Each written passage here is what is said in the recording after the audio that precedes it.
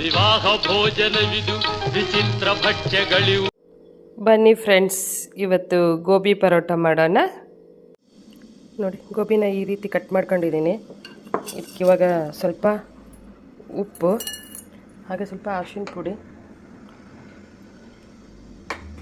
ಹಾಕಿ ಬಿಸಿನೀರು ಹಾಕಬೇಕು. ಬಿಸಿನೀರು ಹಾಕಿ 10 ನಿಮಿಷ ಹಂಗೆ ಬಿಡಬೇಕು. ಗೋಬಿನ ಚಿಕ್ಕದಾಗಿ ಚಾಪ್ ಮಾಡ್ಕೋಬೇಕು. ಗೋಬಿನ ಸ್ವಲ್ಪ ಫ್ರೈ ಮಾಡ್ಕೋಬೇಕು.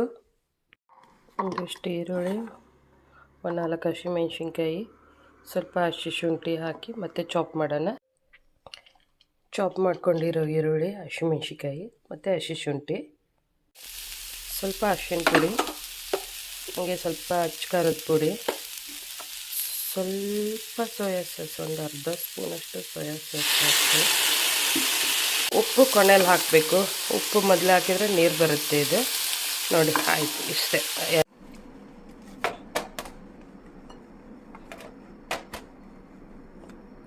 ಇಷ್ಟು ದೊಡ್ಡದಾಗಿ ಲಟ್ಟಿಸ್ಕೊಂಡಿದ್ದೀನಿ. ಇದಕ್ಕೆ ಫಿಲ್ಲಿಂಗ್ ಹಾಕಬೇಕು.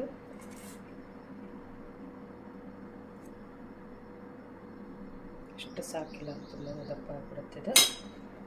ಈ ಥರ ಸ್ಕ್ವಯರ್ ಆದರೂ ಮಾಡಿಸ್ಕೋಬೋದು, ಟ್ರ್ಯಾಂಗಲ್ ಆದರೂ ಮಾಡ್ಬೋದು, ನೀವು ರೌಂಡ್ ಆದರೂ ಮಾಡ್ಕೋಬೋದು,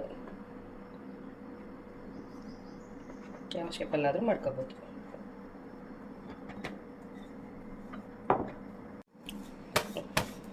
ನೋಡಿ, ಇಷ್ಟು ದೊಡ್ಡದಾಗಿ ಲಟ್ಟಿಸ್ಕೊಬೋದು ನಾವು.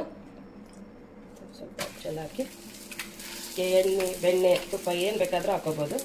ನಾನು ಬೆಣ್ಣೆ ಹಾಕೊಳ್ತಾ ಇದ್ದೀನಿ.